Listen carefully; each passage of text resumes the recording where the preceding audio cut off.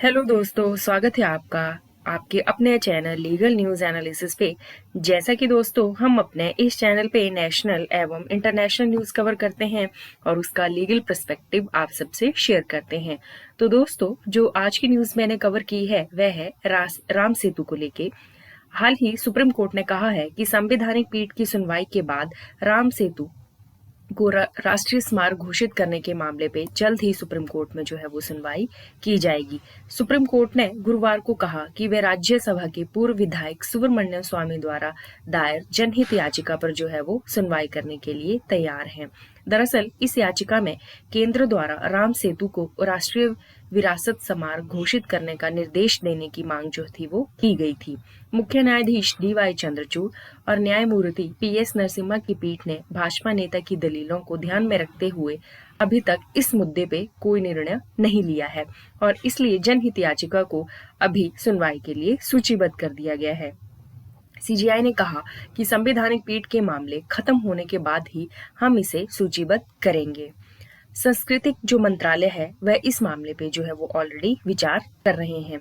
इससे पहले solicitor general Tushar Mehta ने 19 जनवरी को सुप्रीम कोर्ट में बताया था कि केंद्र जो है वो राम सेतु को राष्ट्रीय विरासत स्मारक घोषित करने से संबंधित मुद्दे पे जो है वो विचार कर रही है। अदालत ने केंद्र से इस मुद्दे पे निर्णय लेने के लिए कहा था। पीठ ने कहा, सॉलिसिटर जनरल का कहना है कि वर्तमान में सांस्कृतिक मंत्रालय में इसको लेके जो है वो ऑलरेडी प्रक्रिया चल रही है और उनका कहना है कि यदि पेटिशनर चाहे तो इस मुद्दे पे जो है वो अपने विचार रख सकते हैं। इसके अलावा भाजपा नेता ने बताया कि वे मुकदमा जो है वो का पहला दौर जीत चुके हैं, जिसमें केंद्र ने राम सेतु के अस्तित्व को जो है वो स्वीकार किया था। स्वामी ने UPA सरकार द्वारा शुरू की गई विवादास्पद सेतु समुद्र शिप चैनल परियोजना के खिलाफ जो है वो अपनी जनहित याचिका में राम सेतु को राष्ट्रीय स्मारक घोषित करने का जो है वो मुद्दा उठाया था। अब परियोजना के लिए ऐसा कहा जा रहा है कि दूसरा जो है वो विकल्प देखा जाए। 2007 में मामला शीर्ष अदालत में पहुंचा था तो राम सेतु पर परियोजना को जो है वो रोक दिया गया था। केंद्र ने बाद में कहा कि उसने परियोजना के सामाजिक आर्थिक नुकसान पे जो है वो विचार किया था और राम सेतु को जो है वो नुकसान पहुंचाए बिना शिपिंग चैनल परियोजना के लिए जो है वो अन्य मार्ग तलाश करने को जो था वो तैयार था।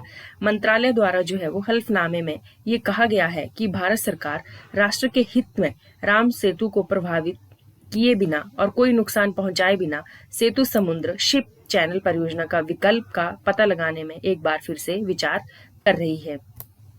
इस जो ये परियोजना है सेतु समुद्र शिपिंग चैनल परियोजना को कुछ राजनीतिक दलों, पर्यावरणविदों और हिंदू धार्मिक समूहों के विरोध का काफी सामना जो है वो करना पड़ रहा है।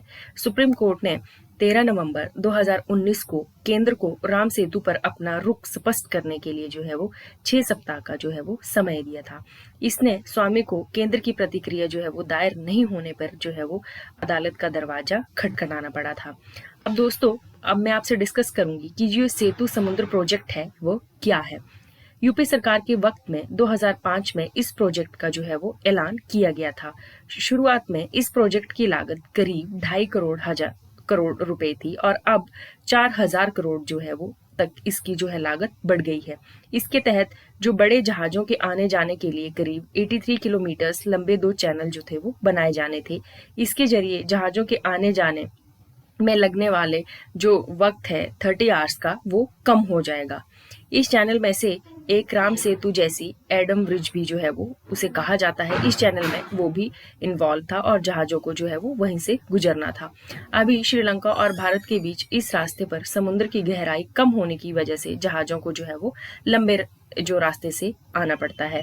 तो ये जो प्रोजेक्ट था, इस प्रोजेक्ट का पर्पस ये था कि जो 30 आवर्स जहाजों को एक्स्ट्रा दूरी तय करके आना पड़ता है वो इस प्रोजेक्ट में जो है वो कम हो जाएंगे। इसलिए जो था वो इस परियोजना पे जो है वो मुख्यतः विवाद हुआ था। विवाद के चलते ही मैटर सुप्रीम कोर्ट पहुंचा और सुप्रीम कोर्ट ने जो है वो केंद्र सरकार से जो है वो इस पे जवाब मांगा है। केंद्र सरकार जो है वो अब इसे राष्ट्रीय स्मारक घोषित करने के लिए जो है वो तैयार भी हो गया है। तो दोस्तों, ये थी आज की न्यूज। आई होप आपको न्यूज अच्छी लगी हो। अगर आपको न्यूज अच्छी लगी हो तो please like, share and subscribe my channel. Thank you दोस्तों।